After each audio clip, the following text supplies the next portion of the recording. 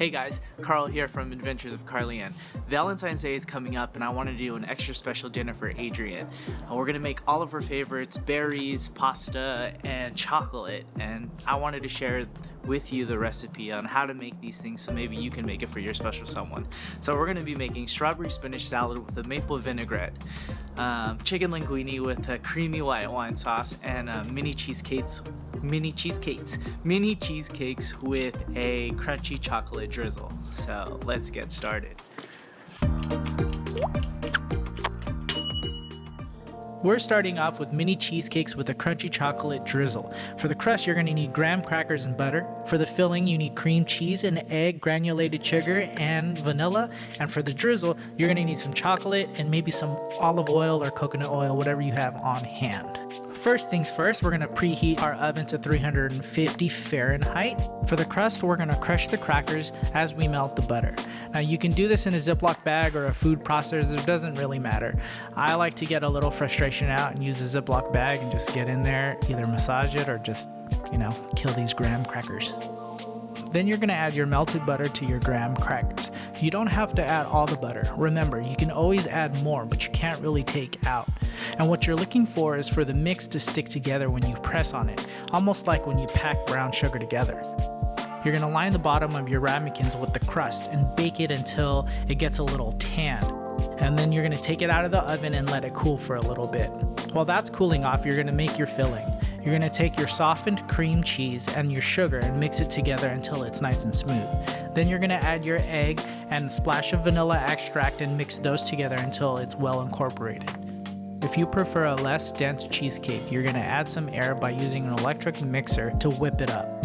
When you're done with the filling, you're going to fill up the ramekins about 3/4 of the way. And you can use a pastry bag, or I like to live dangerously and just spoon it in from the bowl. Then you're going to pop it in the oven and you're going to bake it just until it's set and there's a bit of a jiggle. When it's done, you're going to take it out and you're going to cool it on the countertop before putting it in the refrigerator for about a couple hours.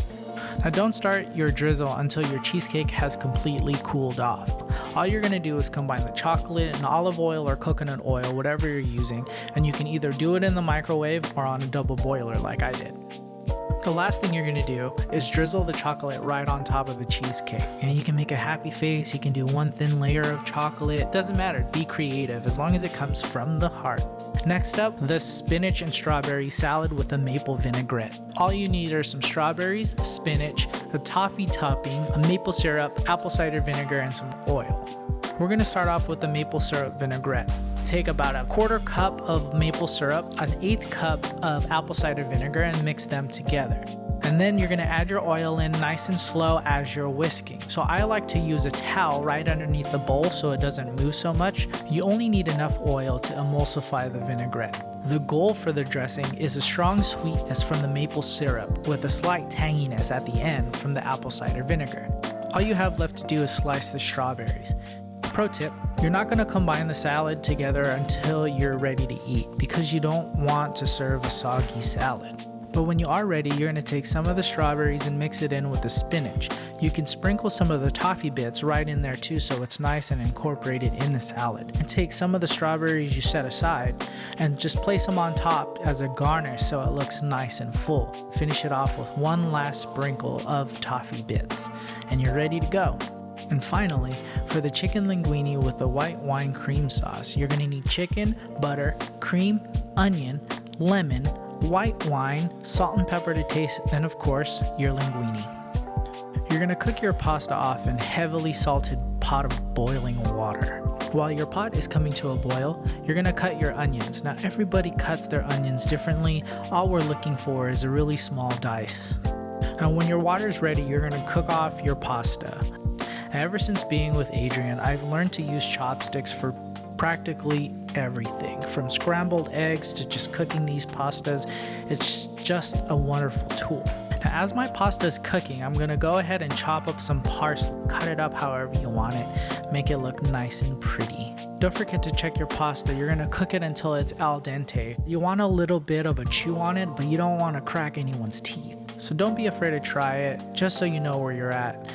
And then once it's done, you're going to go ahead and strain it, saving some of the pasta water. The last thing you're gonna cut is the chicken. Now I use chicken thighs because I know Adrian loves chicken thighs. So I'll just give it a large dice and then set it aside, season it with salt and pepper as well, let it marinate a little bit. And when you're ready, you're gonna heat up your pan to about medium-high heat. You're gonna add in your cold oil. Always remember, hot pan, cold oil. The first thing we're gonna do is brown the chicken. Now try not to move it so much so it gets a nice color on them, but I'm very impatient and I like to play with food, so my chickens didn't get very brown. When it's done, you're gonna put the chicken aside and you're gonna start to sweat the onions. I like to drop the heat to about a medium and let it sweat a little slow. Once your onions are nice and translucent and they've got a good sweat going on, you're gonna add your white wine. Pro tip, always stay hydrated in the kitchen. With the white wine in, you're gonna reduce it to about half. Don't forget to scrape the bottom because that's where all the flavor is to make your sauce. Once the white wine has reduced, I like to add a little pasta water and then reduce again. You're gonna add your cream in and keep simmering it until it's reduced to nice and thick. When the sauce has thickened, you're gonna kill the heat, add your pasta back in, and take your trusty chopsticks and give it a good mix. Once you've mixed in the noodles, you can add your chicken back in, you can sprinkle some of the parsley in there, get it nice and incorporated, go ahead and plate it, mix the salad together, take out your cheesecake, set up the table, create that experience, and have a wonderful Valentine's Day. Bye.